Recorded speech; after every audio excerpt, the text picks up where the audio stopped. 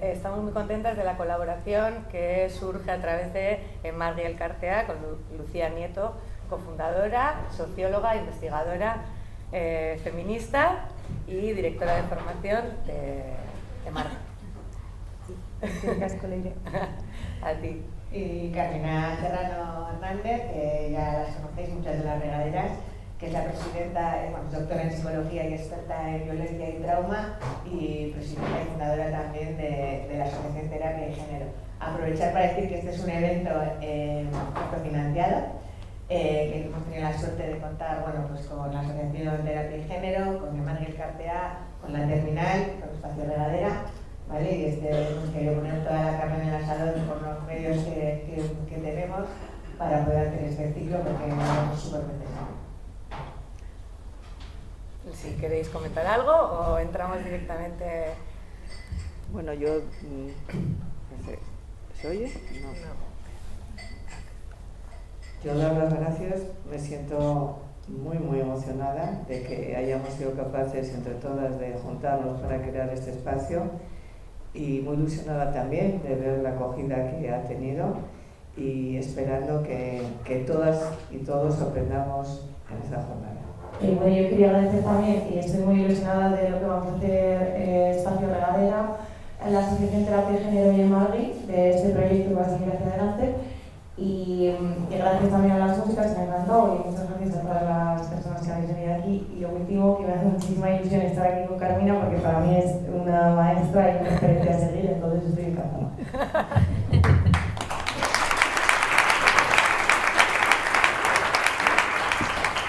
Vamos a empezar, yo creo, primero con los datos. Lucía, que como ha dicho Leire, es directora de investigación de Margui. Cuéntanos un poco los datos para que nos situemos mucho, que no vemos, yo creo, todo el iceberg que hay debajo, vemos muy poquito. Cuéntanos un poco los resultados de vuestra investigación. Sí, ¿ahora sí se oye? Sí, ¿te tienes que acercar un poco igual? ¿Más?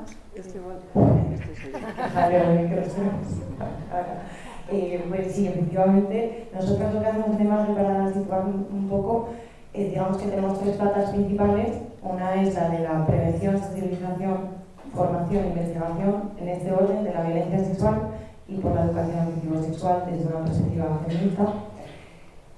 Y esto lo hacemos sobre todo en institutos. Entonces, ahora mismo tenemos datos de 600 alumnas y alumnos, sobre todo Euskadi, sobre todo Vizcaya, pero también algo de Guipúzcoa y Álava. Y los datos se repiten constantemente, da un poco igual además si es de una ciudad, si es de un pueblo, si es de una zona, es de otra, se parecen bastante. Y bueno, antes de dar los datos, las otras dos patas de Margui serían la intervención social con mujeres. Tenemos un espacio físico en Bilbao, que era un antiguo prostíbulo, y nos parece importante, y estamos ahí porque queremos resignificar ese espacio, que pase de ser un lugar de tortura para las mujeres a que sea un lugar de encuentro, de sororidad, y lo hacemos a través de círculos de mujeres, de retiros urbanos, de actividades de formación, y es un espacio solo para mujeres, como decía, para que sea un lugar seguro. Y la tercera parte es la incidencia política, de lo cual esto forma parte también, esta actividad y este ciclo que comentaban al principio, Socorro y Leire, que después igual se desarrolla un poco más. Bueno. Y otro ejemplo es que ahora mismo nuestra querida Amelia Tigano está viajando al Parlamento Europeo. Hace un par de meses se constituyó la FEMAD, que es la Federación de Mujeres Abolicionistas, con la idea de que cualquier asociación o mujer o persona individual quiera unirse con la idea de luchar por un futuro libre de violencia sexual hacia mujeres y niñas. Y algo rápido que quiero contar antes de los datos es que al constituirse esta federación, en el Parlamento Europeo se votó una resolución de si la prostitución va en contra de los derechos humanos de las mujeres o no. Y si no va en contra, debería ser un trabajo como cualquier otro. Lo importante que ocurre ahí es que por mayoría salió que va en contra de los derechos humanos. Es verdad que no es vinculante, no obliga a los países miembros a tomar medidas por la igualdad o medidas abolicionistas, pero sí que insta. Y vivimos en el país que más consumidor de prostitución de Europa, entonces, bueno, es un paso importante. En cuanto a los... Se merecen aplausos. Luego aplausos. En cuanto a los datos, la foto un poco es, la mayoría de chicos y chicas de 14 y 15 años han recibido algún tipo de educación afectivo-sexual, que ha sido una vez, sobre todo en la ESO, tercero o cuarto. La ONU dice que con 4 años deberían empezar a tener educación afectivo-sexual, entonces tarde. Y cuando les preguntamos si ha sido satisfactoria, es que no, la mayoría, chicos y chicas. Y entonces la siguiente pregunta es, ¿buscas en otros medios? La mayoría es sí. Los principales medios para ellos son la pornografía, los principales medios para ellas son hablar con las amigas. ¿Qué ocurre ahí? Pues que las amigas saben lo mismo que ellas y que la información, o sea, nada, poco. Y la información que viene de fuera es la pornografía, que les llega a ellas y a ellos. Después, bueno, sí que recogemos datos antes y después de las formaciones. Al principio la pornografía no les parece violencia sexual, la prostitución tampoco. Después, cuando les contamos todo lo que ocurre, sí, y eso es lo positivo, que aprenden y que aprenden muy rápido y que son muy inteligentes. Sí, quería señalar que me parece importante Vaya lío. Quería señalar, ese tampoco funciona. Que los datos que saca la Fiscalía justamente es que el nivel de conciencia de nuestros jóvenes sobre si existe violencia sexual en la pornografía y en la prostitución es alarmante, que no son conscientes en un 50 y pico % de que eso conlleva, que es como para ahondar más en los datos que está dando Lucía.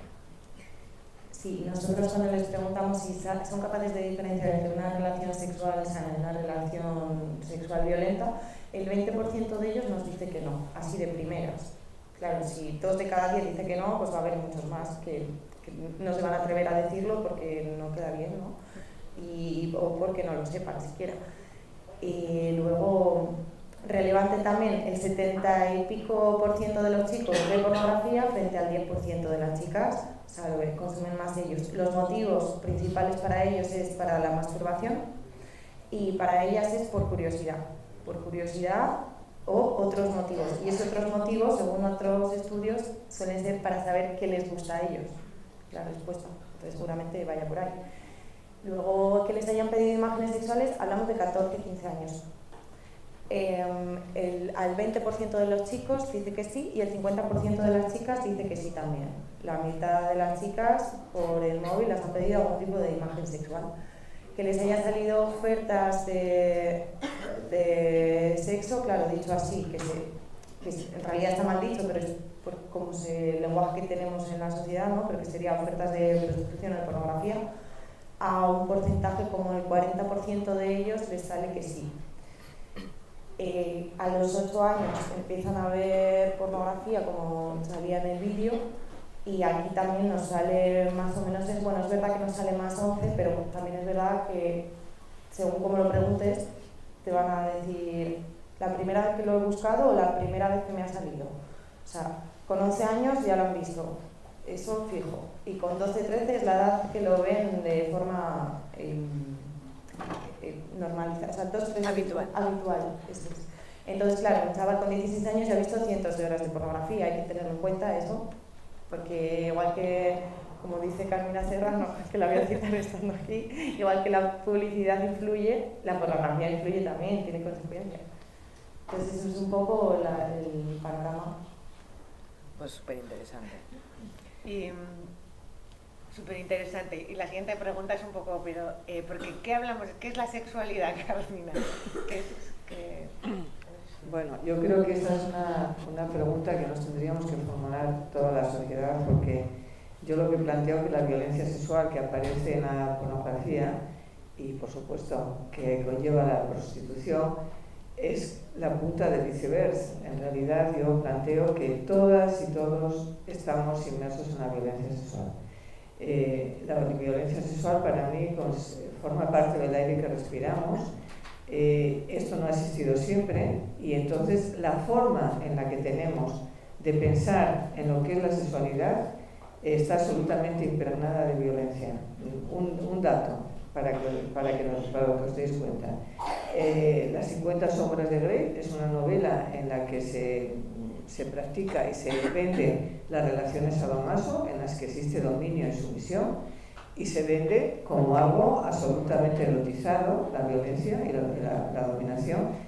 Yo llevo muchos años dando talleres sobre este tema y me he encontrado con muchas mujeres, incluidas feministas, que consideran que oía también, ¿no? Como que una práctica sexual en la que no aparezca violencia es aburrida, que lo que realmente mola son prácticas sexuales que son transgresoras porque nos dedicamos a hacernos daño.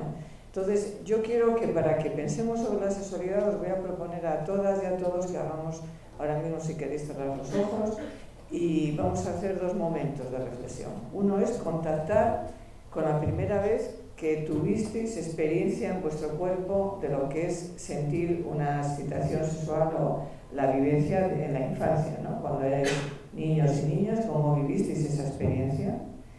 Quiero que la fijéis, que veáis en ese momento qué os llevó a ello.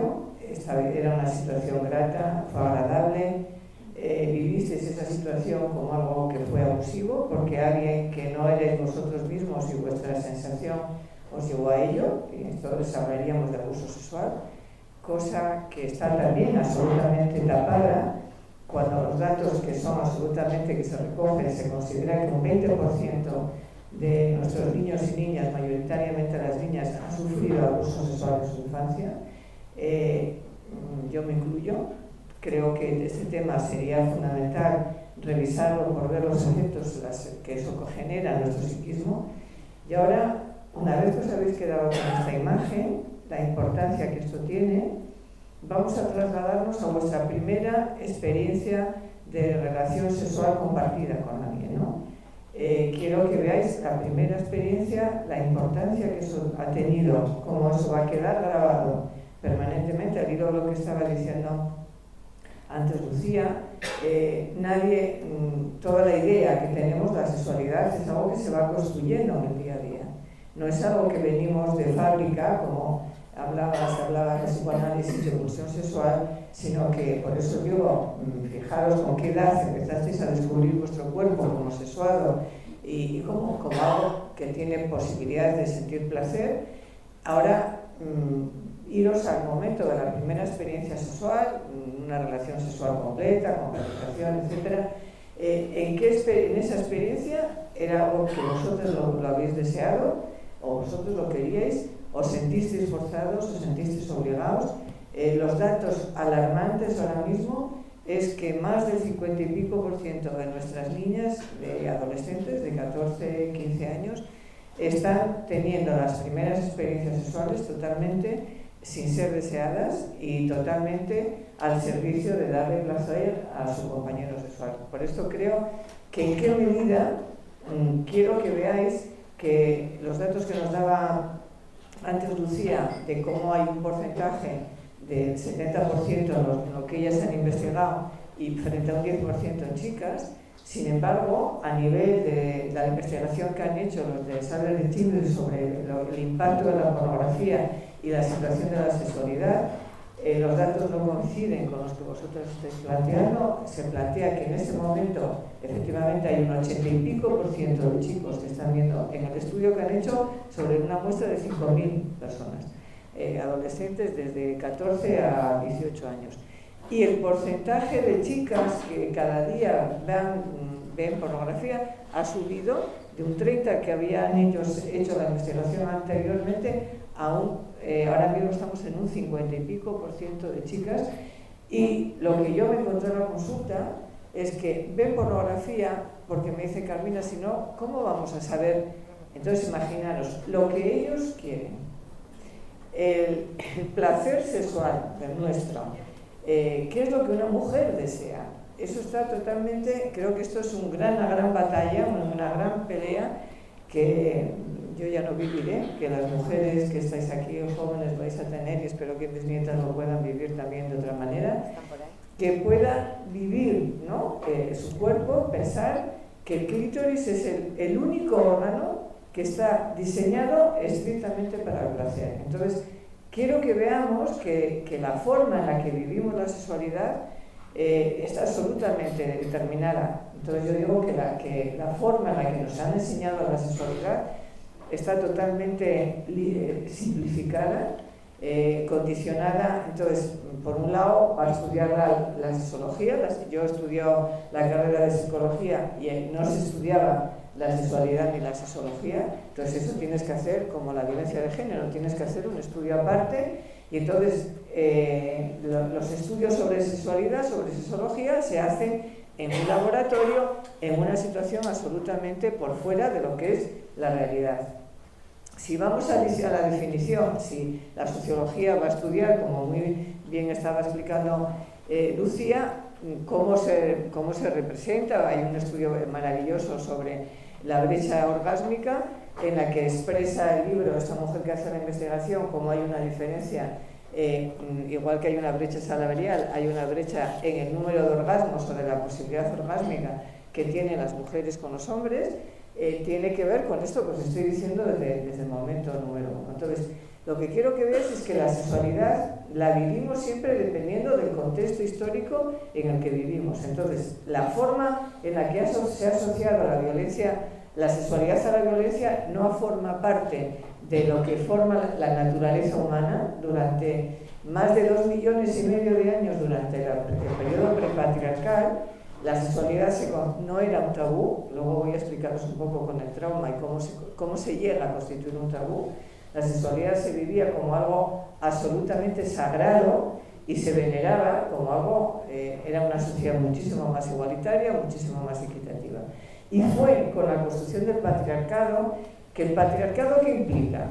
Implica dividir a la sociedad en guerreros, que son los que tienen el poder. Los guerreros utilizan y dominan y van a crear unas leyes y una simbolización en la que, de ser la sexualidad algo sagrado, algo que estaba a favor de la vida, se lo utilizan otra vez como una forma de dominación. Los hombres guerreros, para una manera de dominar al poblado vecino o al pueblo vecino, era matar a los hombres y violar a las mujeres, y luego traerlas. Se crea la prostitución, se crean las leyes. Entonces, desde ese momento se tiene que empezar a idealizar y a erotizar la violencia. Estamos hablando de hace 7.000 años. De 7.000 años aquí, esto no solamente no ha crecido, sino que continúa. Y la pornografía, en este momento, es la representación simbólica de lo que en aquella época se empezó a representar. Entonces hay un libro maravilloso que habla de qué medida la erotización de la violencia en la historia del arte. Estamos viendo arte, por ejemplo, pensar en el cuadro del secuestro de las hijas de Leucipo, en la que aparece, ¿no?, 2 mujeres desnudas en brazos de unos guerreros, en los que claramente, seguido de eso, va a venir una violación. Y eso está en el Museo del Prado y lo vemos como una obra de arte en la que, sin darnos cuenta, vamos erotizando totalmente la violencia sexual. Los hombres tienen que colocarse. Entonces el libro lo escribe Esther Tauroni, y entonces ella plantea en qué medida esta erotización de la violencia hace daño no solamente a las mujeres, sino también a los hombres, porque a los hombres les hace futuros violadores, que no tengan una representación mental del otro ser humano como alguien con un cuerpo, con un placer, sino que estoy pensando ahora en un paciente que yo atendía, que entonces tenía problemas en la relación sexual con su pareja, y entonces, porque tenía conflictos emocionales, y él me decía: Carmina, es que ella me lo debe. Es decir, él pensaba que la mujer le debía satisfacción sexual. Esto, que lo ponía él en palabras, quiero hacerlo público, porque me parece que es algo que forma parte del imaginario sexual de tanto de los hombres como de las mujeres. Él se sentía legitimado para exigirle a ella que se tuviera que plegar a sus deseos, y ella se sentía culpable por no plegarse a los deseos de este hombre. Entonces, lo que quiero que veáis que el impulso sexual se va construyendo. Tendríamos que diferenciar la sensualidad de la sexualidad. Son 2 formas diferentes. Unas que nosotros erotizamos los cuerpos de nuestras criaturas cuando nos bañamos, cuando les damos masajito, cuando estamos creando el circuito neuronal que posibilita el placer corporal compartido. No tenéis más que mirar la cara con la que tú bañas a una criatura el placer que la criatura siente, entonces esa criatura está viviendo que hay un placer compartido, que es sano, que es valioso, que crea vínculo, porque este es el objetivo de la sexualidad, crear vínculo con otro ser humano, que tiene que ver a la vez con toda la relación de apego. En aquellas historias, en aquellas experiencias vitales en las que no ha habido este tipo de vinculación, de erotización del vínculo, en el sentido de la sensualidad que eso conlleva, yo he tenido un paciente que me pide ayuda porque no tiene capacidad para disfrutar en un encuentro sexual con su pareja. Fuimos trabajando y nos fuimos dando cuenta que tiene una madre que consideraba que satisfacer y erotizar y disfrutar, esto era algo que no se tenía que hacer, que era malo, y entonces él vivía todo. Entonces sigue habiendo otro de los daños que yo veo que hace el mandato de la masculinidad hegemónica. Por ejemplo, hay muchos hombres que no se pueden beneficiar, o sea, inmediatamente lo que sería, a muchas mujeres nos encanta que nos den masaje y sentimos el placer del masaje sin la erotización, sin que eso tenga que acabar en un encuentro sexual. Muchos hombres no pueden vivir el placer del disfrute corporal más que si eso está absolutamente envuelto en la erotización y en la sexualidad. Entonces, creo que tenemos que empezar a ver en qué medida a nosotros nos ha hecho someternos insumisas y en qué medida a ellos les está imposibilitando tener una vida sexual y afectiva muchísimo más plena. Imaginaros lo que es tener que vivir. Entonces tenía otro paciente, consumidor habitual de pornografía, que me pide ayuda porque cuando mantiene relaciones sexuales ya tiene una pareja, quiere tener una vida sexual con su pareja, no podía tener relaciones sexuales con su pareja más que creando una fantasía de que está en una situación pornográfica. Entonces, estaba absolutamente desconectado. O sea, la pornografía, ¿qué hace entonces? ¿Cómo construye mente? Yo, en lugar de sentir la excitación en mi cuerpo, tengo que excitarme viendo, que esto es lo que hace la pornografía. Provoca la excitación viendo algo fuera, que es lo que me provoca la excitación. Vivimos en un mundo totalmente disociado, en el que nos disociamos de nuestro cuerpo. Entonces, en ese sentido, calcular lo que tiene que ser para un adolescente, después de el trabajo que os he dicho que hagáis, vuestra primera experiencia sexual, calcular que la primera experiencia sexual de masturbación es viendo cómo le atacan, cómo le agarran del pelo, le llaman zorra, le insultan. Entonces, asocian totalmente la sexualidad con la violencia. Y las chicas tienen que aprender a asociar que el ser maltratadas es lo guay y es lo que les gusta, que es lo que aparece en las 50 sombras de Grey. No sé si queréis añadirme algo más. Sí, por ejemplo, sobre lo último que decías, nosotras recuerdo un grupo de 50 chicas y intentamos separar chicos por un lado, chicas por otro, porque claro, nos socializan diferente, entonces la educación contra la violencia sexual tiene que ser un poco diferente si es posible.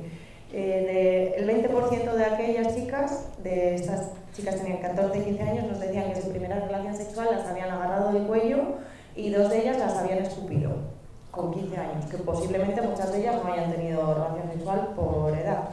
Entonces, cuando se dice que si no existiera pornografía, qué tipo de relaciones sexuales íbamos a tener o cómo íbamos a relacionarnos sexualmente, si es donde se aprende, ¿no? O sea, yo creo que es que precisamente si no existiera la pornografía sería mucho más fácil construir relaciones sexuales sanas porque partirían de experimentar, de la experiencia y de la imaginación, porque la pornografía es lo que nos dice sota, caballo y rey, y eso es lo que hay que hacer. Entonces, cuando dicen la libertad sexual y que está relacionado, es que precisamente la libertad sexual de las mujeres y las niñas parte de querer acabar con la pornografía, porque es lo que nos mete en una cajita concreta de cómo tiene que ser la sexualidad, que encima es pura violencia. Y, por ejemplo, nuevas formas de pornografía también, que no son solo las páginas web, que también, que la pornografía es el negocio que más dinero pone en internet. Entonces hay un interés muy grande porque a estos chavales les llega hasta edad. Hay un estudio en Estados Unidos para situarlo así la magnitud que tiene, que dice ¿cuántos años tarda un producto en llegar a 50 millones de usuarios? Y por ejemplo el avión tardó 68 años, la televisión tardó 40 años, Internet tardó 10 años, Facebook tardó 5 años, que 50 millones de personas lo usaran, Twitter tardó 2 años y Pornhub, que es la plataforma de pornografía más vista, tardó 19 días. Claro, todas las estrategias de marketing y de algoritmos y demás las tienen más que sabidas. Entonces, cuando un niño con 8 años, que es cuando empiezan a usar el móvil, casualmente es la edad de empezar a ver pornografía, porque si la educación que tienen sexual no les satisface, tienen curiosidad. Encima es cuando se les empieza a desarrollar sus genitales, su cuerpo, buscan sexo, buscan algo parecido y les salen un montón de páginas pornográficas. Se compran los algoritmos para que esas búsquedas salgan primero, y también las imágenes se compran. No sé si os ha pasado alguna, pero a mí me pasa bastante. Además, en Instagram, cuando subo historias de que le da me gusta a una persona que no sé quién es, pincho y es alguien que no tiene fotos ni nada, solo tiene un enlace, pinchas ahí y es prostitución. Y te dice dónde hay mujeres, si vives en Bilbao, las mujeres que tienes más cerca y demás. Te preguntas si tienes 18 años, le das que sí y para adelante. Entonces, la pornografía y la prostitución están súper conectadas, porque si la prostitución mueve 5 millones de euros al día, solo al día en este país, el marketing para que esos hombres se conviertan en consumidores es la pornografía. Tienen que erotizar prácticas violentas que posiblemente no van a poder hacer con otras mujeres, porque si con suerte entre comillas, ellas pueden decir que no, que esto no quiero porque esto me hace daño, van a saber que va a haber otras mujeres que poniendo dinero por delante lo van a poder hacer. Entonces, la prostitución y la pornografía es el negocio que más dinero mueven en el mundo, más que las armas y más que las drogas. Entonces, claro, estamos hablando de una dimensión que es muy grande, y las nuevas formas de pornografía, como decía, también son plataformas tipo OnlyFans, tipo incluso Instagram. Que también... Explica lo que es OnlyFans, porque no sabe vale. de todo. OnlyFans es una plataforma en la que si yo subo imágenes, solo pueden ver esas imágenes quien paga por ellas. Entonces yo tengo mi cuenta y yo tengo 15 años, estoy en mi habitación y creo que hay un espacio seguro y que nadie se va a enterar. Yo subo fotos sin ropa. Tengo unos tíos que ponen dinero para ver esas fotos. Y una vez que entras ahí, ves que hay otras chicas que suben fotos que salen con menos ropa y que ganan más dinero y tienen más seguidores. Y es como que entras en esa bola que cada vez vas a más. Y cuando pasas un límite es muy difícil dejar de pasar esos límites. Entonces, pornografía, prostitución 2.0, como llama Mabel Lozano, porque además OnlyFans se queda con un porcentaje de ese dinero, entonces proxenetismo. Y es muy fácil que uno de esos tíos la diga a esta chica: ¿qué te parece si me haces un vídeo haciendo esto? Te pago X dinero. Y así es una forma. El siguiente paso es: quedamos un día y ya está, prostitución. La trata no es solo cuando vienen mujeres de otros países, que también, y es un problema gravísimo y muy grande, pero también puede ser en el mismo país. Recuerdo hace unos meses una chica de 16 años era víctima de trata de Madrid a Málaga para grabar un vídeo pornográfico. ¿Cómo pasó esto? Pues perfectamente con una plataforma OnlyFans, por ejemplo.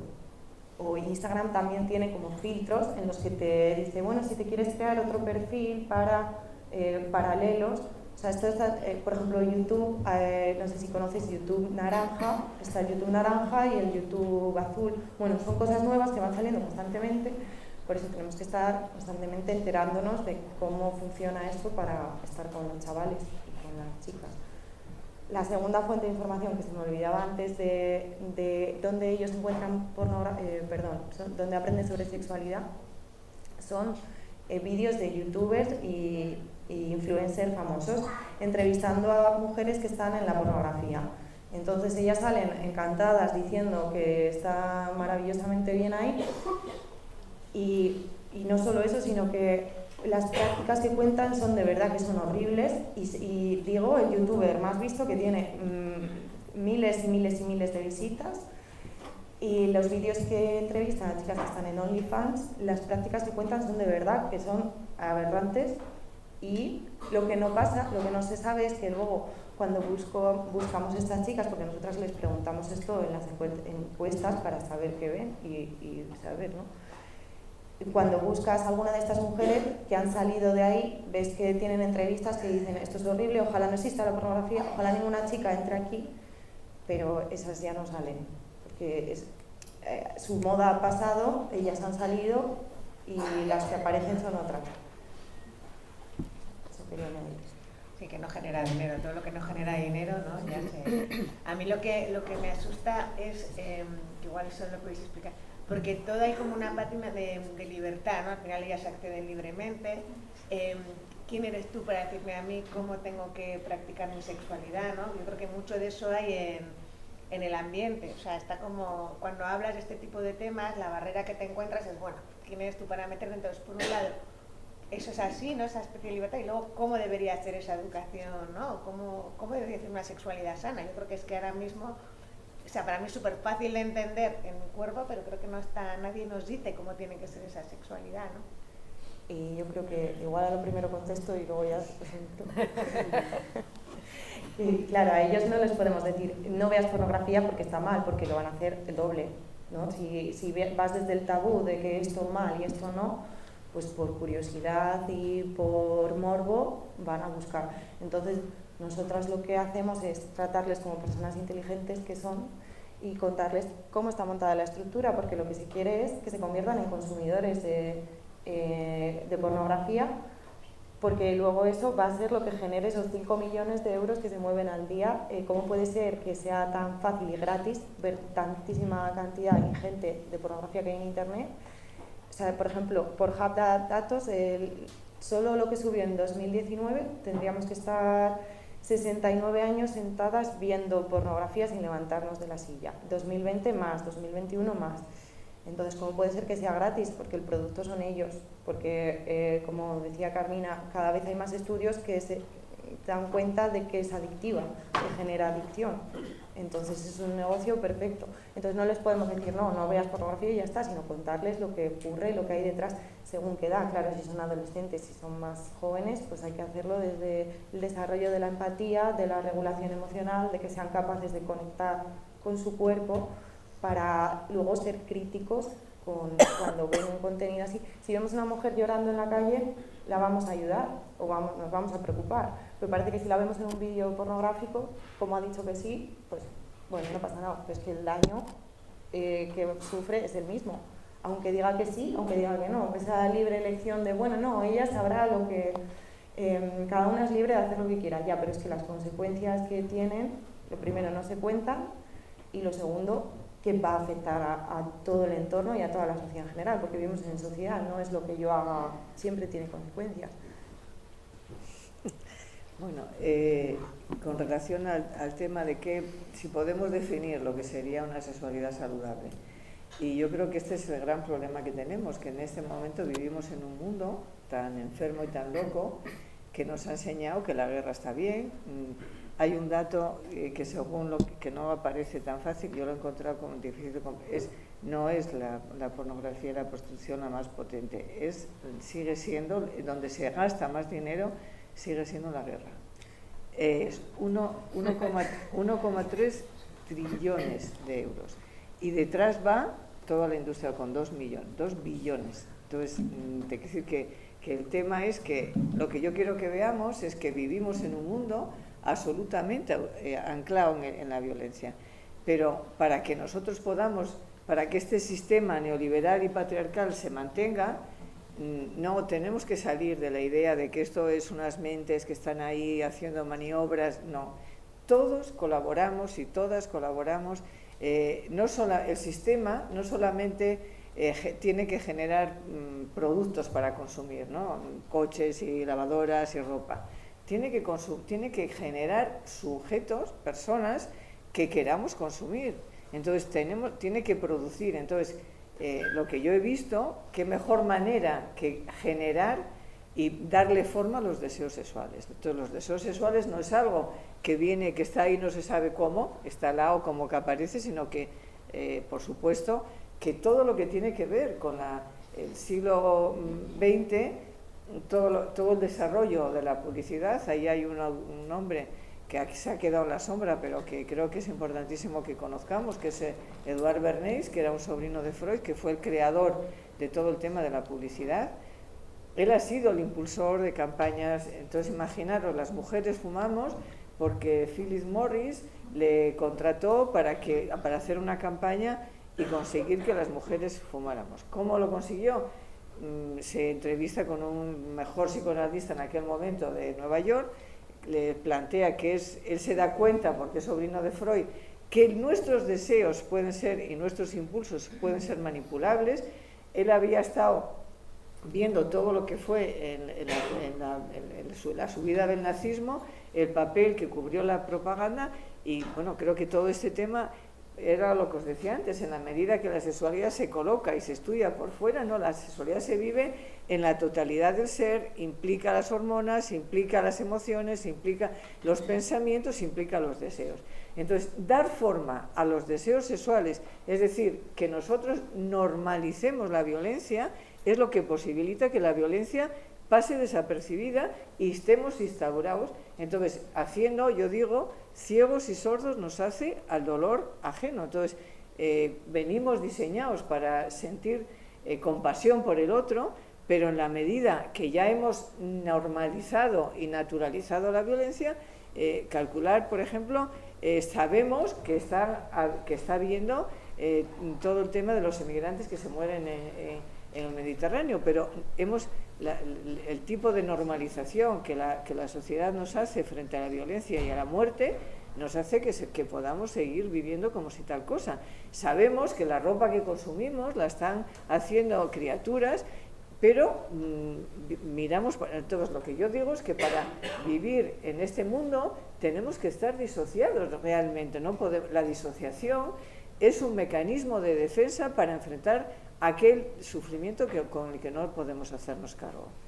Entonces, vivimos en una sociedad. Antes venía hablando con Joana, que es otra colega, y me decía cómo cada vez hay más demanda de atención psicológica. Yo le planteo, y cada vez va a haber más, porque vivimos en un mundo enfermo, en una sociedad enferma, y todos formamos parte de esa sociedad y nos enferma a todos. Entonces, desde la perspectiva de la psicología, hemos sabido que a través de los estudios sobre el apego, ¿cuáles son las relaciones que son saludables? Una relación saludable es aquella en la que uno se siente en un espacio seguro, en la que hay sintonía, en la que yo puedo predecir y, por supuesto, en la que no hay violencia.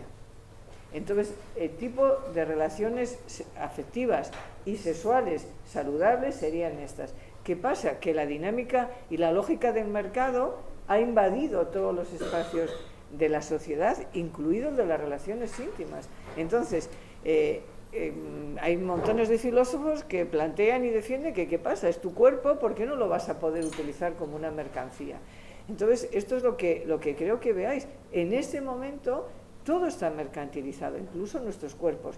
Y en las mujeres mucho más que ninguna. Tener un cuerpo deseable, esto es la máxima de la sexualidad femenina, tener un cuerpo deseable para el otro. Entonces, imaginaros la vuelta que vamos a tener que dar para revertir toda esta situación. Y otro aspecto que yo veo, que ya entonces ya vamos a entrar, cómo la violencia sexual genera traumas personales terribles, pero un trauma social, y la cultura de la violación es uno de los efectos del trauma social que genera la violencia sexual. Entonces, mientras, imaginaros cómo se ve esto, nos parece natural que los médicos nos digan, y los nutricionistas, qué es aquella, o sea, comer, ¿no? Es algo necesario para la vida. Sentir la sexualidad es algo necesario para la vida. Pero de igual que no toda comida es saludable, no toda relación sexual es, pero en el consumismo todo vale. No, todo no vale. La humanidad constituyó límites de la misma manera que para llevar un coche se desarrolló toda la tecnología y empezaron a aparecer coches, y cuando ya aparecieron los colapsos en el tráfico se generan las primeras normativas de conducir. Ahora mismo nos parece la cosa más natural del mundo. Nadie se plantea, oye, yo me voy a saltar la norma, no, me voy a saltar el stop o voy a conducir por la izquierda, ¿no? Entonces, sin embargo, no somos conscientes de los efectos terribles que provoca la violencia emocional y sexual en la salud de las personas. Entonces, claro que vamos a tener que en esa educación afectivo-sexual tenemos que plantearnos lo que es el poder, cómo se ejerce el poder, qué manera podemos estar haciendo daño, de qué manera la dominación que está erotizada en las relaciones sadomaso se consideran transgresoras y eso está generando daño. Entonces, todo esto será lo que tiene que formar parte en las relaciones afectivas, que es como yo me relaciono desde niña con otro ser humano. Tiene que estar absolutamente mediatizada por el no a la violencia, sí al respeto. A mí esto me está recordando últimamente que hacemos entrevistas con los chavales por un lado y con las chicas por otro, y hablamos con ellos para conocerles y demás. Con chicos de 11, 12 años, yo les preguntaba, bueno, pero en clase, ¿qué es ser un chico guay? A los chicos, en plan, guay, que siguen usando guay, o sea que perfecto, porque está bien. Y ellos dicen, bueno, pues ser guay es pegarte con tus amigos, decir 4 tonterías de vez en cuando y jugar al fútbol, sin pensárselo mucho. Y luego cuando les pregunto, vale, ¿y qué sería para ti? ¿Qué te gustaría que fuera para ti que te valoraran como chico en clase? ¿Qué te gustaría que valorara la gente de tu alrededor de ti como chico? Bueno, pues ser buena persona y llevarme bien con mis amigos.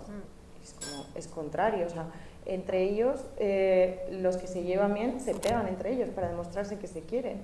Cuando les preguntamos también si podrías decir cosas buenas sobre tus amigos, ellos no saben, no les sale decir, pues es muy listo, es muy gracioso, es muy divertido.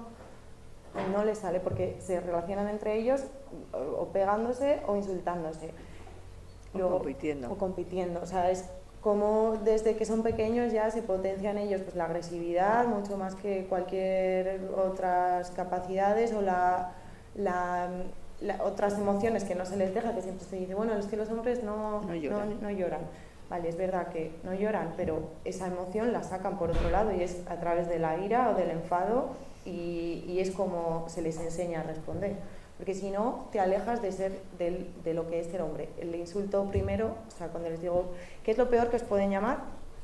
Maricón o gay, o sea, ya no solo sino gay, que saben lo que significa, no es que lo usen como insulto porque no sepan lo que es, sino porque es algo que les aleja de ser hombres, de esa masculinidad, de mostrar todo el rato pues que están por encima de, que tienen el poder, que tienen el control. Luego es curioso porque las chicas, cuando las preguntamos qué es lo que más se valora de las chicas, es la estética, es que tengan un buen culo, 11, 12 años, o sea que no son de 16, que tengan buen culo, que sean guapas y cómo vayan vestidas, sin pensárselo también, es lo que dicen. Luego, ¿qué te gustaría que valoraran de ti? Pues que soy buena estudiante, que soy buena amiga de mis amigas y lo normal, ¿no? Lo lógico. Y el insulto que te pueden llamar, el que más te dicen, el que más dicen a la chica, puta. O sea, el control de puta porque se lía con varios chicos, o sea, el control de la sexualidad ya desde pequeñas las están enseñando, o sea, están socializando así. Y luego es curioso también cómo se construye diferente su personalidad, su autoestima o también yo creo que tiene que ver con la sexualidad, de que ellos tienen referentes, ellos como quién te gustaría ser, tienen futbolistas, un montón, motivos, pues porque se supera día a día, porque lucha, porque entrena, porque es constante, o sea, tiene valores, o sea, valora los valores de a quien sigue. Las chicas no tienen referentes cuando las preguntamos, no saben a quién decir. Como mucho dicen mi ama, o como mucho, y igual alguna cantante, pero no quieren ser como ella. O sea, igual siguen mujeres que cantan y demás, pero no quieren ser como ella. Yo creo que el motivo es, esto ya es, no lo dicen ellas, pero se sexualizan tanto y se exponen tanto físicamente que en realidad eso no quieren ellas, pero es lo que hay lo que tienen para hacer. La sensación de como que a los hombres, a los niños se les quita, se les priva de la empatía, ¿no? De saber si la otra persona a su peligro siempre dicen, o sea, ¿cómo es eso que dices de los hombres, ¿no? La sexualidad, o sea... ¿Cómo puede ser? Porque hablamos de, ahora estamos hablando del consumo de pornografía de niños, pero se me oye, ¿no? Sí. El consumo de pornografía en niños, adolescentes y tal, y las relaciones sexuales, pero no olvidemos que hombres de nuestra edad y más mayores y más jóvenes están consumiendo pornografía, y las relaciones que estamos manteniendo las mujeres adultas parecen sacadas de una película porno, donde el director es exactamente el mismo y las posturas son exactamente las mismas. Y yo lo que digo es, y el orden de las posturas, lo que yo digo es, ¿cómo puede ser que un hombre sepa, incluso te dé clases de cuándo el coche pide tercera, y no sepa cuándo una mujer está disfrutando o no en esa relación y en ese vínculo sexual? Es alucinante, pero estamos ahí. Es que eso es alucinante, ¿no? Porque yo muchas veces con Carmina era como, vale, que una mujer, o sea, cuando hablábamos de prostitución, y siempre como, si yo puedo entender los motivos que llevan a una mujer a prostituirse, lo que me cuesta mucho entender, seguramente como mujer, es que alguien pague o alguien desee acostarse con alguien que no tiene un deseo recíproco, ¿no? A mí eso es lo que me parece como que ha conseguido el patriarcado de una manera absolutamente milagrosa. O sea, que es que encima, nosotras siempre tengo problemas sexuales con mi pareja, así conversación de amigas, ¿sabes? Es como, ¿será que yo he engordado? ¿Será que siempre son ellas las responsables? No da igual que él sea físicamente feo o lo que sea, siempre somos nosotras las que nos ponemos, nosotras para ellos, nosotras, pero desde y a los hombres lo que dicen, Irene, tú como sabes perfectamente cuando hay discusiones en el tema del consentimiento o el deseo, sabes perfectamente, o desde mi punto de vista, cuando está siendo verdaderamente placentera, ¿no? La sexualidad y el acto sexual, etc. Aunque no te digan que no, o aunque no te quiten la... O sea, es que para mí tendría que ser algo y no lo es. La verdad sí. Es que no lo es. Yo creo que ahí... Sí. Yo creo que ahí es muy importante lo que hablábamos antes. Hay un concepto, por ejemplo, en la psicología que se llama acomodación patológica. Entonces, también hay otro que se llama indefensión aprendida. Somos capaces de anular nuestros sentimientos. Entonces, esto es lo que yo os digo que le hace tantísimo daño al patriarcado. No es tan fácil que sean capaces, porque no están educados para sentir que nosotras tenemos sentimientos. Estamos ahí para...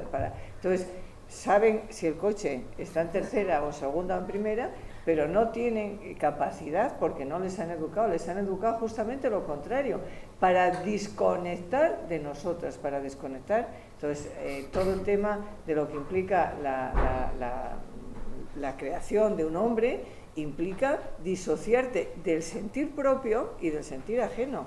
O sea, pensar en las películas de Rambo. Rambo se podía hacer daño y los hombres ven extasiados esas películas, y ese era, en mi generación, ese era el paradigma de la masculinidad. O sea, alguien que se rajaba, se hacía daño y encima, fíjate, que no era capaz de hacerlo, ¿no? Entonces, esto por un lado. Entonces, me parece que tendremos que o sea, que vivimos, vuelvo a repetiros, que el impacto de la violencia sexual hace que hagamos de la misma manera que en la Ilíada y en la Odisea, por ejemplo, hemos absolutamente idealizado a los asesinos. O sea, en la Ilíada, ¿no? La novela es un pueblo se pone en guerra, ¿no? Porque van a raptar a Helena. Paris rapta a Helena porque se ha enamorado de ella. No aparece en toda la novela si realmente Helena lo deseaba o no. Y entonces los héroes, Aquiles, etcétera, todos los que hemos conocido como héroes son los asesinos, matan. Y entonces uno de los efectos de esta violencia es que tienen que también violar a las mujeres. Entonces, en ese sentido es al revés. La sociedad está construida sobre un imaginario social en el que el dominio y entonces el poder, pensemos que Foucault fue el primero que hace, primero estudia la sexualidad, esto sería para una conferencia entera sobre cómo se desarrolla el concepto de sexualidad, pero Foucault, que es un hombre que es el que se supone que más cuestiona la sexualidad, hace un estudio sobre la sexualidad totalmente basada en los hombres, y desde luego él usa el poder como dominación, cuando resulta que tendríamos... Por eso ahí Rosa Cobos habla del placer, del poder. Yo diría hay que cambiar el concepto. Hay un poder que es un poder para la vida, que es el poder que muchos hombres y mujeres desarrollamos, que es el poder de ayudar al otro a crecer y también a cuidarnos. porque si no, asociamos siempre la palabra poder con lo malo, y tenemos que asociar el poder con algo, con lo generador de vida. Entonces, lo malo es el poder como dominación, que eso es lo que instaura el patriarcado, se mete en la acumulación, se mete en el capitalismo y sigue formando parte de la manera en la que vivimos el poder. Por eso tenemos que deconstruir, de quitar toda esa manera y plantearnos, porque la realidad, la Organización Mundial de la Salud nos habla que estamos en una pandemia de enfermedad mental. Calcular, o sea, se habla mucho estamos todos consternados, los niveles de aumento de suicidios en los jóvenes, y se habla de todo el tema de que no hay salida, etcétera. Por supuesto que esto cuenta, pero yo me planteo, los seres humanos somos humanos en la medida que somos seres sociables, y en la medida que el placer, ahora pensar, es lo mismo masturbarte con el satisfier que tener una relación sexual deseada y querida con otro ser humano. Creo que todo esto estamos haciendo del individualismo. Pensemos lo que pasa en Suecia, en el que han tenido que crear un ministerio de la soledad, en el sentido de que cada vez más la sociedad neoliberal y capitalista nos lleva a un mundo totalmente individualizado, y la sexualidad cada vez más está individualizada. Una investigación que se ha hecho últimamente, la frecuencia de encuentros sexuales y de relaciones sexuales en vuestras generaciones es como un 50% menor que el que había en nuestra generación, porque ahora la gente ya se masturba viendo porno o con el Satisfyer, y entonces incluso alguna sexóloga estaba alertando de en qué medida el consumo del Satisfyer en plan masivo genera unos problemas también.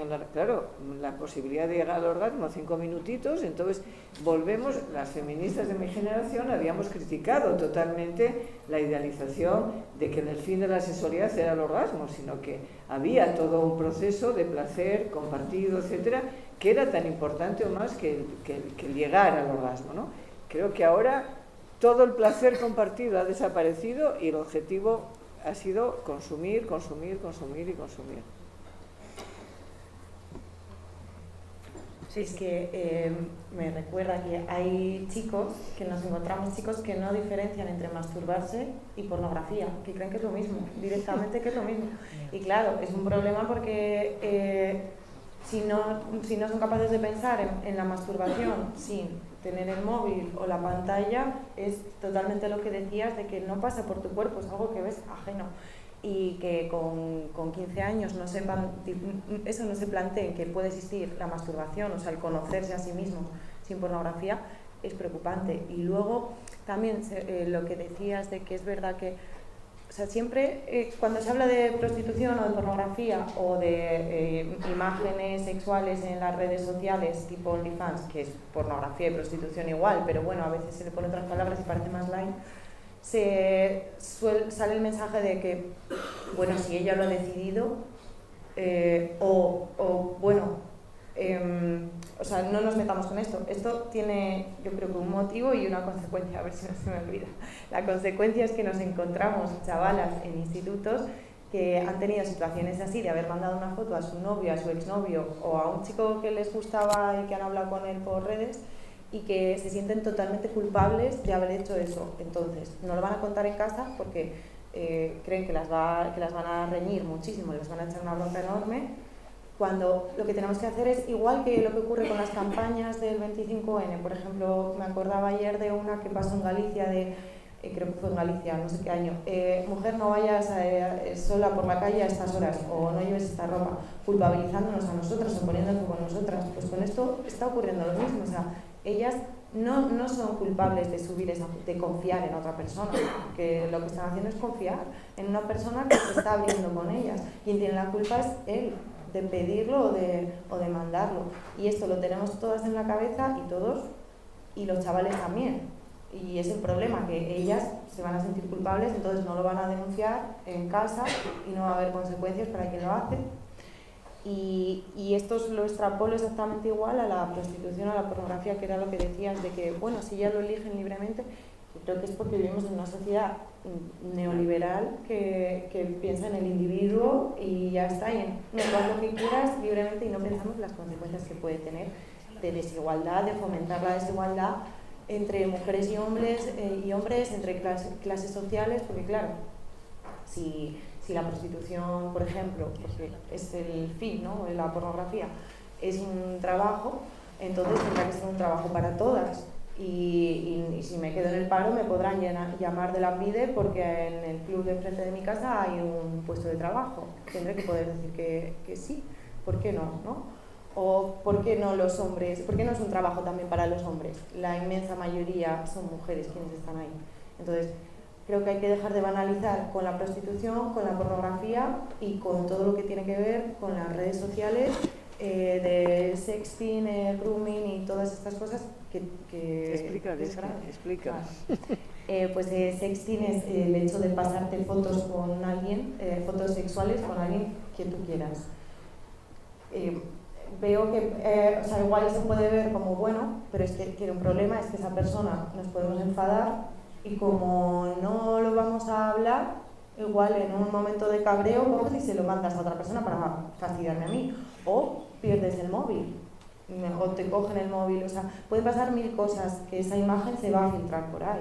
O sea, por ejemplo, el Pornhub, esta plataforma que comentaba antes, la más vista, hace un par de años una madre encontró a su hija desaparecida en uno de los vídeos, pero es que a partir de ahí muchas mujeres denunciaron a la plataforma porque encontraban vídeos suyos ahí, y lo único que tuvo que hacer es borrar más de la mitad del contenido. O sea, si pensamos cuánto contenido tenía, pues unos cuantos años. Unos cuantos años viendo, exacto, unos cuantos años de borrado, y quitar una de las secciones que tenía, que era rape, que es violación en inglés. Entonces, claro, si constantemente aprendemos a erotizar prácticas que son violentas. Y el grooming es hablar con una persona por redes sociales que acaba siendo tu pareja o que te gusta y demás, si eres menor. Imaginaos, yo soy menor, hablo con una persona, me gusta, mira, somos novios, vale, que bien, quedamos un día, esa persona tiene 50 años, no es un chaval como yo de mi edad. O sea, es cuando un tío se hace pasar por un menor para coger la confianza de una niña, de una menor. Y bueno, es eso. Vamos a dar paso a preguntas, así que podéis ir pensando en la vuestra, si os apetece preguntar algo. Pero para terminar, ¿qué podemos hacer con todo esto, ¿no? La pregunta es, ¿cuándo empiezo a hablar de sexualidad con mis hijos? ¿Qué hacemos como sociedad, como individuos, como colectivo? ¿Quieres tú empezar?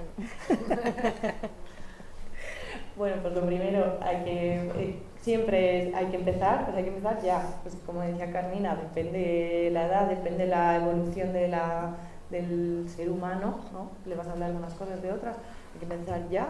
Hace falta formación en las escuelas y súper importante, formación a las familias también, que se impliquen cuando se hacen campañas de ese tipo, que el profesorado también se implique, y hace falta ponerle nombre a lo que ocurre. Por ejemplo, yo recuerdo un centro que nos llamó porque hacían juegos de adultos entre los menores de sexto de primaria.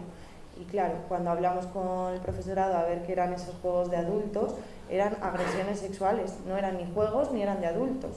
O sea, entonces, si el propio profesorado no lo nombra como debe, pues no van a ver la gravedad del asunto o la importancia mejor del asunto. Entonces, que los centros escolares tengan también protocolos contra la violencia sexual, sepan cómo actuar, traten el tema, entendiendo pues las limitaciones que tiene, pues con dar las asignaturas que tiene, su programa y todo. Entonces, por eso nosotras hacemos esa tarea de la formación, de prevención de la violencia y de una educación sexual sana. O sea, sana también porque a veces nos encontramos que han recibido educación afectivo-sexual pero no recuerdan nada, no saben ni lo que han tenido talleres, de nosotras saber que han tenido talleres y decirles educación afectivo-sexual, ¿eso qué es? Directamente preguntar ¿eso qué es? Que vamos a ver algo, o de dibujar o de que les expliquen posturas sexuales, nos han contado, o que les cuenten qué son los condones de sabores con 12 años, que es como, eso no sirve para nada sano para ti, o sea, no es eso lo que tienen que aprender. Entonces también a ver qué educación afectivo-sexual se da. Muy bien. Sí, bueno, yo creo que sí, el tema, yo empezaría la educación afectivo-sexual desde el minuto 1, calcular que lo habitual es que a una niña no se le nombran sus genitales. Entonces creo que el primer punto, que era lo que, ahora cuando con la pregunta me sale otra vez a la cabeza el tema de que justamente cuando uno vive un trauma, uno de los mecanismos defensivos que la mente hace es desconectarse y obviarlo o minimizarlo o negarlo.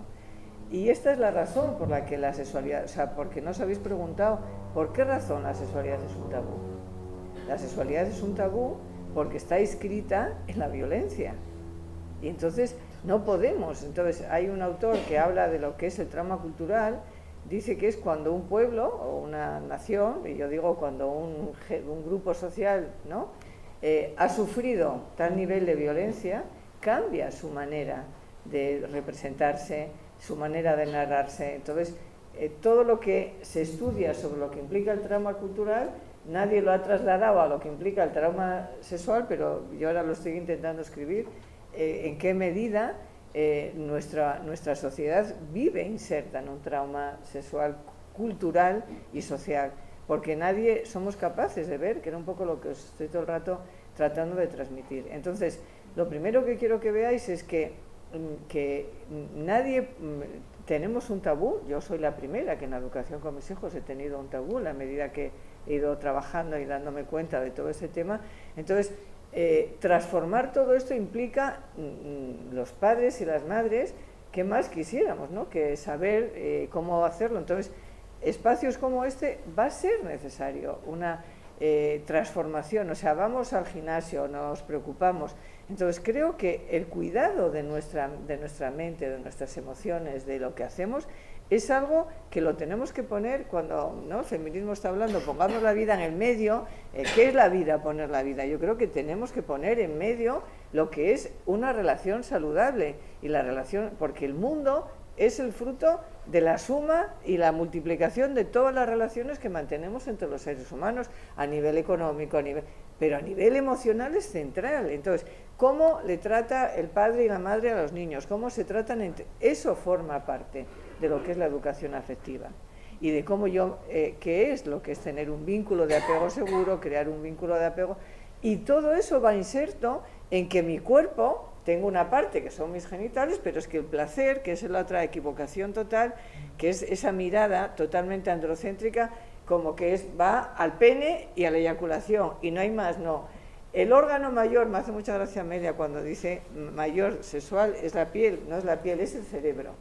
En el cerebro es donde se produce la integración de todas las experiencias, y a partir de ahí se va a producir la respuesta hormonal, las sensaciones, etcétera, etcétera. Entonces, todo esto es lo que le tenemos que enseñar a unas criaturas, que no vale comete saca ni ponerte no sé qué, sino que tiene que ver lo que implica sentirme bien con otro ser humano. Y eso va mucho más, o sea, y por supuesto, la vulnerabilidad que uno se encuentra en el momento que va a entrar a una relación afectiva y sexual. Y todo esto hay que empezar a hablarlo desde el minuto 1, porque desde el minuto 1, esa niña, cuando tú la bañas, o ese niño, no tienes ojos, tienes nariz. Entonces hay muchos casos, por ejemplo, que en terapia que se ven, como había una mujer que tenía unos problemas serísimos para tenía una pareja que le encantaba, pero no podía tener deseo sexual. Entonces, este es el otro tema, el problema del deseo sexual en las mujeres. ¿Cómo vamos a tener? O sea, creo que esto sería para otro tema aparte, pero tiene que ver con que efectivamente nos han prohibido tener deseos sexuales propios. Tenemos que tener deseos sexuales para otro. Entonces, todo esto, una manera en la que se ha prohibido el deseo sexual es no nombrar nuestro cuerpo, nuestros genitales, nuestro clítoris. Entonces, cuando resulta que si eso, lo que no se nombra, no existe. Entonces, mientras yo no nombre todo eso, entonces todo eso tenemos que poderlo nombrar sin sentir, como a mí me habían enseñado desde el psicoanálisis, que eso era como que estaba generando una perversión y una erotización del vínculo, con lo cual era como que yo a mi hijo Pablo no me atrevía ni a tocarle para limpiarle, porque a ver si le estaba yo creando una erotización de aquí te espero. Entonces, con esto hemos vivido, prohibición, no puedes dormir, pasaba ya aquello, prácticamente era como que estuvieras. Entonces creo que tenemos que dar una vuelta total a la manera en la que nos han explicado, y esto, lo vuelvo a repetir, no se puede hacer solo, porque nuestra mente se ha construido en la relación con otros seres humanos, lo tenemos que construir en la relación y crear las habilidades para relacionarnos de forma saludable. No está asegurado por la biología. Esto tenemos que deconstruir la manera en la que nos han enseñado a relacionarnos, y esto es lo que yo he visto, de crear unas maneras, unas habilidades, unas competencias para relacionarnos desde la salud, desde la igualdad y desde el respeto. Muchas gracias.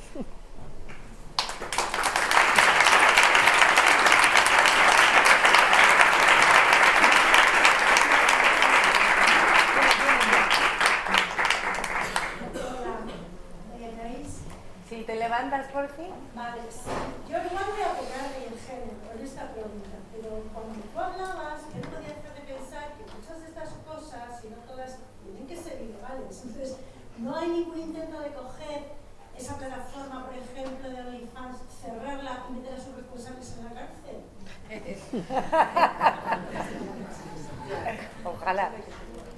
Bueno, el problema que hay es que no tengo mucha idea exactamente de leyes, ¿vale? Pero que estas empresas tienen la sede en otros países, entonces es muy difícil ponerle puertas al campo, así en resumen. Pero sí que es verdad que hay unas medidas, que son las medidas abolicionistas. En Francia, de hace pocos años, es abolicionista, Suecia desde hace bastantes años también. Y lo que básicamente la idea es considerar la mercantilización de los cuerpos de las mujeres como un delito. Así una cosa un poco loca,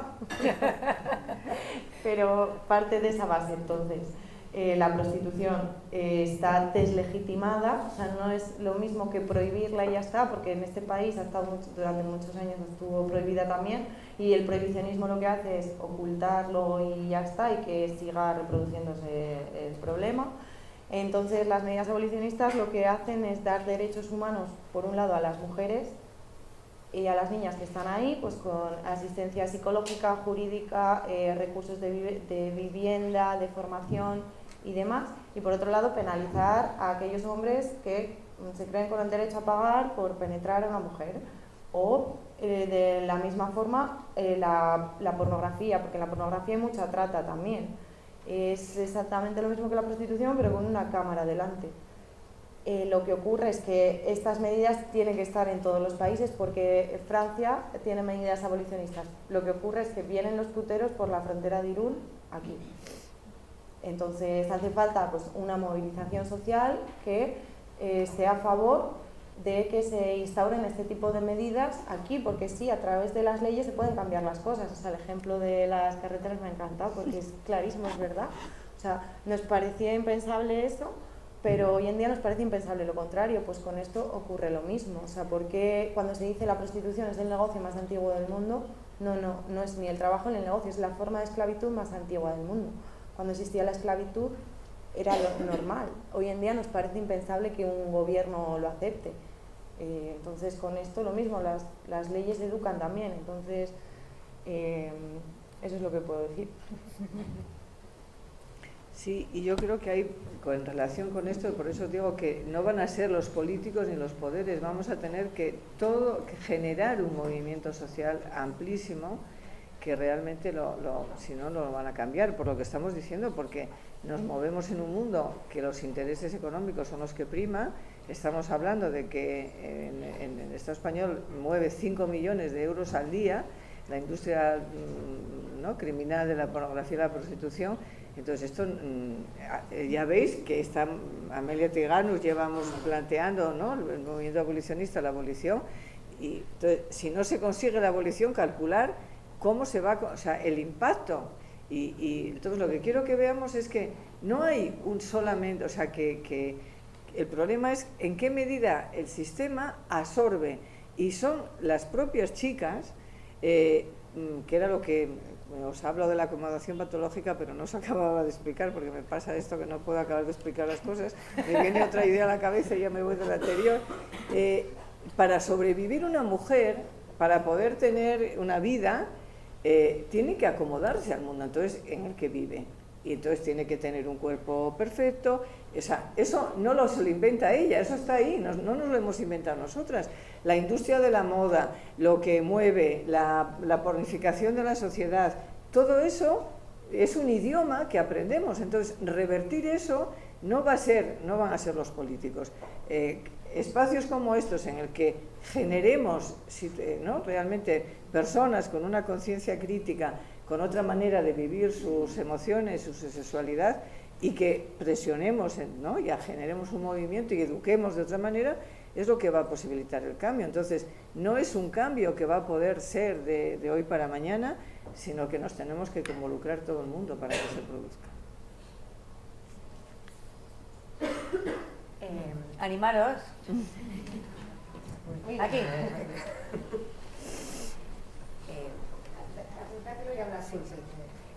Yo quería preguntar, bueno, soy andereño de primaria y entonces en primero y en segundo ya estamos viendo cosas sexuales, actitudes sexuales transgresoras de los niños hacia las niñas.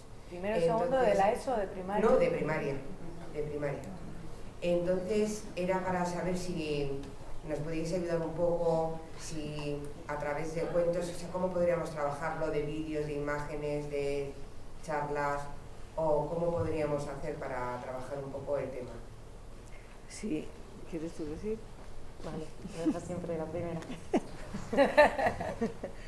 Pues si hay mucha literatura, hay muchos libros, por ejemplo, aprovecho el Libreramente Baracaldo, Enia la librera tiene un montón de recursos en ese sentido. ¿También en euskera? Sí, vale. También. Y luego nosotras hacemos ese tipo de labor, entonces si quieres luego hablamos.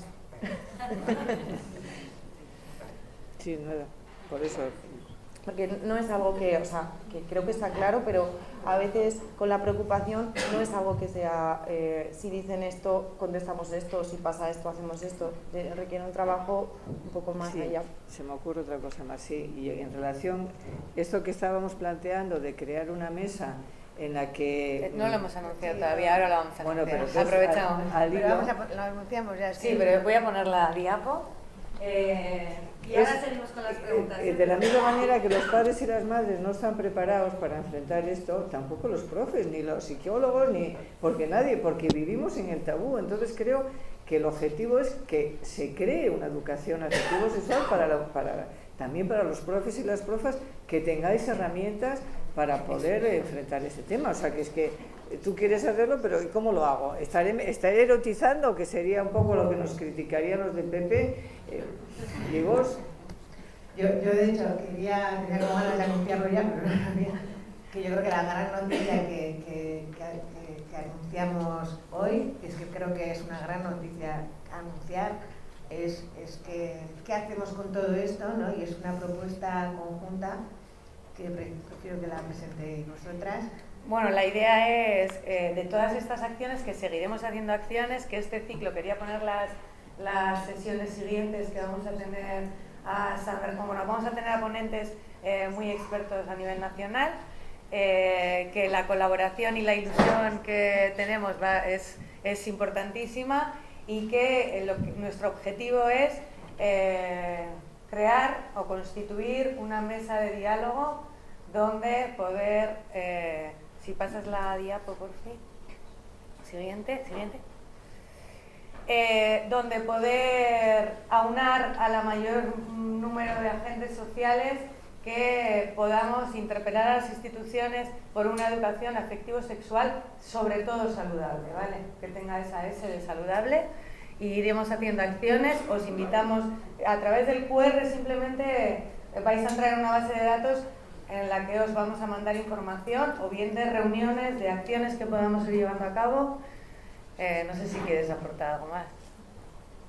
Creo que está todo dicho. O sea, Aquí empieza este movimiento, digamos, para, pues por un lado, a través de, como decía Leire, recoger a aquellas personas que quieran participar de diferente manera.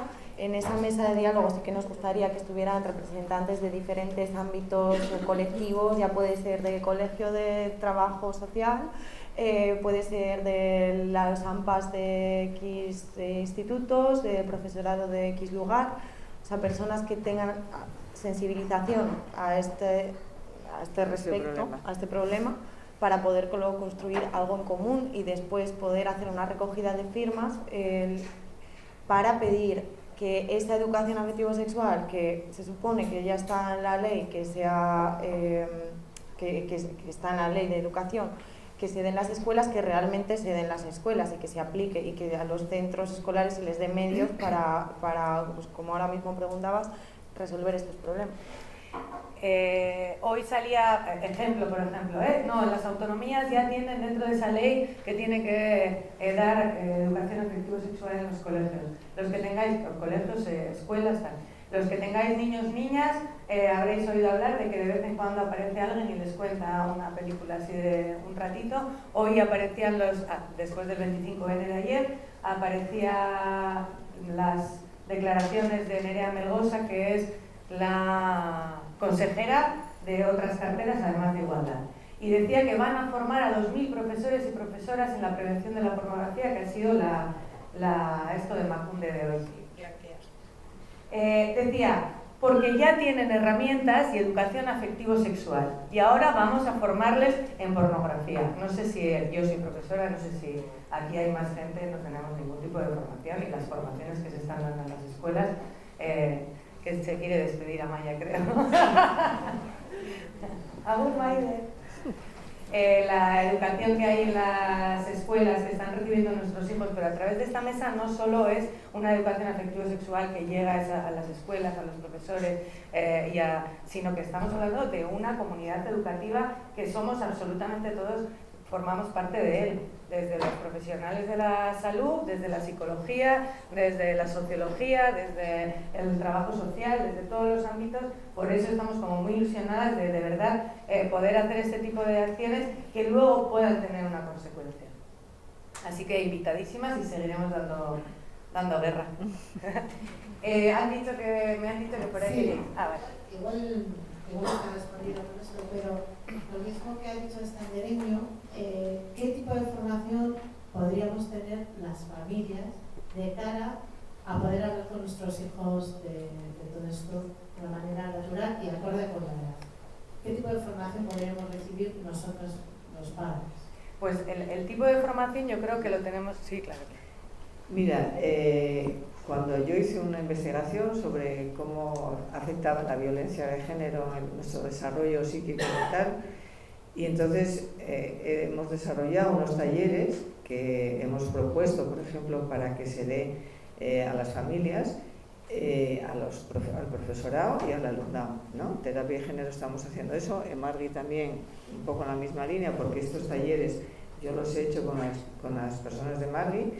Y lo llamo taller de relaciones saludables. Entonces trabajamos una serie de habilidades. Una es la regulación emocional, otra es la autoafirmación, que es el toma del poder, pero no el poder sobre, sino el poder para la vida. Otra sería un poco la comunicación no violenta, cómo comunicarnos, porque usamos la violencia permanentemente en nuestros jóvenes, y como padres y como madres muchas veces ejercemos violencia en nuestra comunicación, en la relación con nuestros hijos. Otra habilidad que tenemos que desarrollar se llama la mentalización, que es el tener claro que nuestra mente está totalmente condicionada a mis pensamientos, lo que yo pienso y hago por el estado emocional en el que me encuentro. Si yo me siento muy enfadada con alguien, voy a pensar poco menos que es Satanás y cuando ya me bajo de ese nivel voy a poder tener otra manera de vivirlo. Una conciencia crítica saludable, que yo me valore a mí. Entonces aquí entramos en todo el tema de lo que está pasando en las redes, trabajar todo este tema. Y por último, que fue esta competencia yo no la introduje cuando yo estudié la tesis, porque como os decía antes, para las mujeres sufriendo violencia de género, la sexualidad se la trae al pairo, están en la supervivencia, no en el placer sexual. Me di cuenta que no había tocado eso y entonces he introducido una sexta habilidad que es la sexualidad saludable. Entonces, esto está desarrollado como un proyecto de trabajo con 8 sesiones de unas 3-4 horas por sesión para desarrollar. Entonces, te quiero decir que se podría hacer que a la vez esas personas que la reciban se transformen en agentes de igualdad y que luego promuevan. Entonces, desde nosotras, tanto Emargi como Espacio Regadera como Terapia de Género, estamos todas vertebradas en el desarrollo de estas competencias y creo que sería un camino. Hay muchas otras personas planteando que también se podría utilizar, pero bueno, como pides, te digo, nosotros hemos desarrollado una manera. La idea es, como veis, el conocimiento y la experiencia es amplia. Nosotras, aprendices de por vida de estas relaciones saludables. El problema es qué pasa con la administración pública, cómo se invierte ese dinero. A tu colegio podemos ir o tú consigues, ¿y quién paga? O sea, quiero decir, no lo hemos dicho al principio, creo, gracias a la terminal, el que hoy suceda esto es porque ninguna de nosotras hemos cobrado ni un duro, porque somos activistas, porque la terminal, cada vez más feminista, estamos muy agradecidas, nos ha dejado el espacio, la técnica, la luz, que vosotras desde vuestra necesidad, inquietud, curiosidad, habéis querido venir a aprender de esto, pero ¿y qué pasa con todo el resto de la sociedad? Que por eso esa mesa de diálogo y ese sentarnos pues a pensar cómo podemos hacer para llegar y de dónde podemos sacar los recursos y la autogestión. Se puede apuntar tanto gente como asociaciones y organizaciones como personas individuales. Sí, se trata de igual muchas de vosotras o muchos de vosotros como y si yo estoy aquí, o sea, es importante porque esto se tiene que ir a hacer cada vez más grande. Y yo os decía, es una buena noticia porque llevamos muchos años cada una intentando cambiar el mundo, vamos a decir, o mejorarlo, y yo creo que es una gran iniciativa la que entre todas ha surgido y creo que hay que aprovecharla. Sí, porque... Buenos días. Enhorabuena, me encanta la charla y es un poco la línea. Soy novio de una niña de 11 y de un niño de 10. Creo que la obligación es tanto trabajar con ellas como con ellos. Y sí que quería preguntar un poco parecido, pero orientado directamente a los niños. Es decir, si sabéis si se hacen charlas de este tipo, porque el mensaje en casa, creo que los que estamos aquí lo lanzamos o estamos interesados en lanzarlo continuamente, pero sí que creo que también se refuerza más a veces en ellos si lo reciben desde un sitio fuera de su casa, ¿no? A veces somos como unos pesados, joder, déjame, qué tal, qué cual. Entonces, pues ese input externo, ¿no? A veces creo que puede servirles también para reflexionar.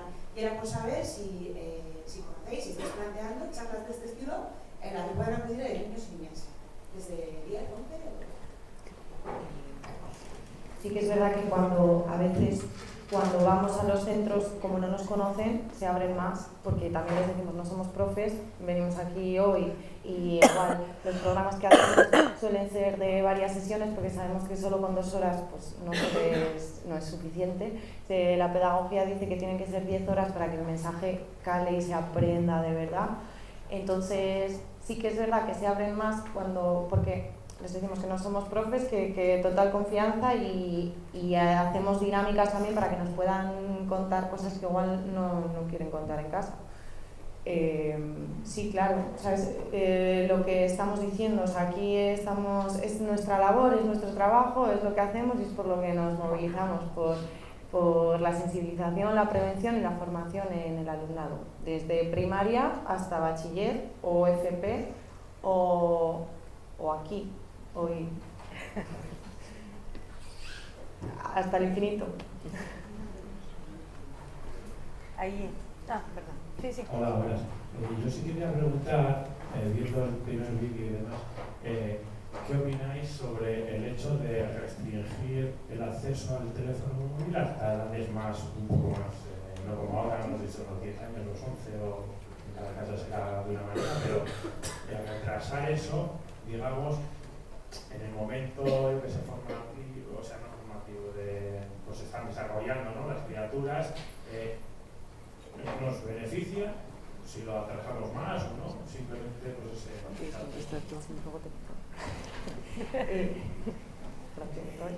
Sí, o sea, por ejemplo, Joyce Ballester explica muy bien cómo el desarrollo de un ser humano, como hasta los 8 años, somos capaces, bueno, sobre los 8 años, un niño es capaz de decir qué le gusta y qué no le gusta, pero no te lo va a describir. Por ejemplo, si a un niño le preguntas, bueno, no te va a describir, me gusta el color azul, me gusta que sea de color azul, que sea grande.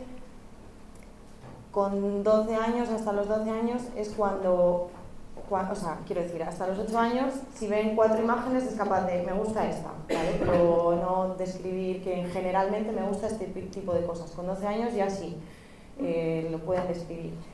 O sea, lo que quiero decir es que la evolución de lo que gusta, de crear los deseos y de luego tener el dinero, la capacidad económica para comprar, esto Internet, la publicidad, la pornografía y todo esto lo sabe perfectamente. Entonces, con 12 años ya les van pasando las imágenes para que sea eso lo que les guste.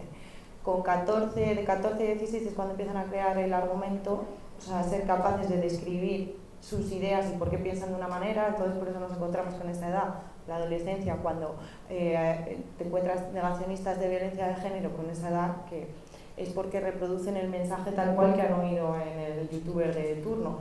Pero bueno, eso se puede cambiar con otro argumento. O sea, es cuando empiezan a desarrollar el argumento, entonces lo cogen y lo sueltan así tan fácil. Y a partir de los 16 es cuando empiezan a tener dinero y pueden pagar estas cosas. Entonces, teniendo esto en cuenta, pues sí, hay que dar el móvil de forma controlada totalmente. O sea, no les dejamos salir hasta la 1 de fiesta con X años, pero les dejamos estar en su habitación con el móvil sin saber qué ven ahí, que el agresor también está en el móvil. La violencia que van a aprender y demás también está en el móvil, no solo en la calle. O sea, que sí que hay que controlarlo, claro. Los creadores de, no sé si es de Google, o no sé quiénes son, no dejan a sus hijos tener el móvil. Sí, yo creo que ahí, justamente en la medida que estamos viendo que no hay que la respuesta tiene que ser de todo el conjunto de la sociedad, me parece que un tema importante es que las nuevas tecnologías, en realidad, pensar que de la misma manera que os hablaba antes, de que hubo que haber todo un tiempo en el que se usaron los coches hasta que se crearon las normas, a día de hoy, lo que es la utilización, hay una investigación que hizo UNICEF impresionante del impacto de las redes sociales, no solamente en las criaturas, en todos los seres humanos, en qué medida está generándonos un nivel de estrés bárbaro. Entonces, yo he visto, he atendido en la consulta chiquitas que se van a la cama con el móvil y que no duermen, porque están todo el rato pendientes. Entonces, por ejemplo, están surgiendo, a raíz de todo lo que está viendo, en Llobregat, por ejemplo, unas AMPAs, como un problema para poder parar y decir que no te doy móvil hasta ¿no? Se plantea como una edad, sería los 12, 14. Entonces, frente a la presión, ¿no? Porque todos mis amigos tienen, entonces yo voy a ser, ¿no? el pringao o la pringada. Se crearon en las AMPAs ¿no? un grupo de WhatsApp de personas que no van a dar a los niños, entonces creo que tenemos que generar nuestra imaginación e ir desarrollando. Entonces, efectivamente, o sea, no solamente, yo creo que Ballester vais a ver en enero, va a venir Silvestre, él plantea que hay que hacer una pedagogía también en la utilización de los móviles. Yo doy una conferencia en la que pongo todo el impacto de en qué medida ahora mismo hemos suplido muchas veces la relación directa y afectiva a través del móvil. Entonces, esto implicaría toda una conferencia para esto, pero creo que sí, que en este momento vamos a tener que revisar muchísimo y plantearnos cuál es un uso saludable, que es claro que es valioso Internet y las nuevas tecnologías, pero hay que pensar en un uso saludable de ellas. Que quizás es el tipo de temas que se tratarán en la mesa, ¿no? De hacer una reflexión y hacer una propuesta más concreta. Bueno, gracias a las dos, me ha encantado escucharos por las cuatro. Un pequeño una provocación, ¿vale? Lo mismo que profes y familias no tenemos constancia de lo que el acceso de nuestros hijos a a las redes sociales o de lo que pueden acceder a través de Internet, creo que un recurso súper importante son los libros, los cuentos. Como ha comentado antes Lucía, literalmente hay un montón de cuentos que tenemos al alcance, que sabemos que el mensaje que están transmitiendo esos cuentos, esos libros para adolescentes, incluso para peques, sobre educación afectivo-sexual, y son una herramienta que muchas veces no somos conscientes y no la usamos. También os animo, porque sé que libremente el año pasado me ha hecho talleres para peques de educación afectivo-sexual. Creo que si hay una demanda potente de familias para que lo vuelvan a hacer, pues igual se anima y se dota de espacios constructivos en los que las peques y los peques pues, tengan acceso a la educación afectivo-sexual más allá de lo que están recibiendo en las redes sociales y en Instagram. Gracias. Gracias. Pues vamos a ir cerrando. Tengo que hacer aviso, tengo que decir varias cosas que no se me olvide ninguna, ¿vale? ¿O había alguien que quería hablar? No. Vale. Que están aquí las de La Libre con su fanzine, que si queréis ayudar en su proyecto podéis adquirirlo ahí en la mesa, que han venido. Que la terminal hoy no tiene actividad, con lo cual si os queréis quedar charlando, tomar algo y tal, nos quedamos aquí, tenemos la barra abierta y nos podemos tomar un cafetito, infusión, cerveza, lo que nos apetezca y charlamos un rato. Y luego el proyecto de la mesa de diálogo, el hecho de estar hoy aquí y de las futuras acciones, como os hemos dicho, es autogestionado, financiado. Me echas una mano, Lucía. Entonces, hemos creado este pequeño puzzle rompecabezas, como viene siendo la educación afectivo-sexual que tenemos. Son 4 cachitos que podréis adquirir por la voluntad. 1 euro nos viene bien, 50 céntimos también, con tarjeta a través de la TPV en la barra, ¿vale? Es si tu hijo ve porno. Y por otros también nos viene bien. También, sí.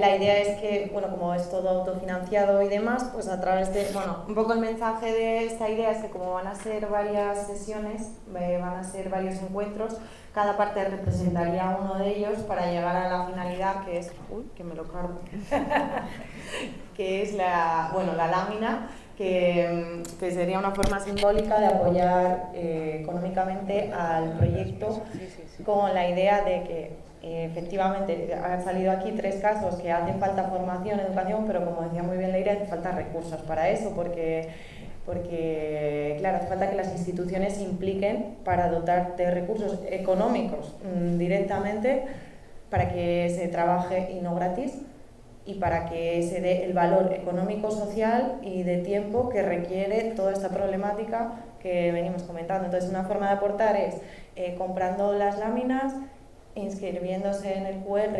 Si nos dejáis el correo también os mandaremos formación que tenga información de todo este proyecto que estamos construyendo, y así será más fácil saber si queréis colaborar, de qué manera. O sea, hay varias opciones, quiero decir, que si tienes una forma que se te ocurre de colaborar, nos podéis contar y vemos la forma de hacerlo, y cada uno desde su lugar pues puede aportar siempre.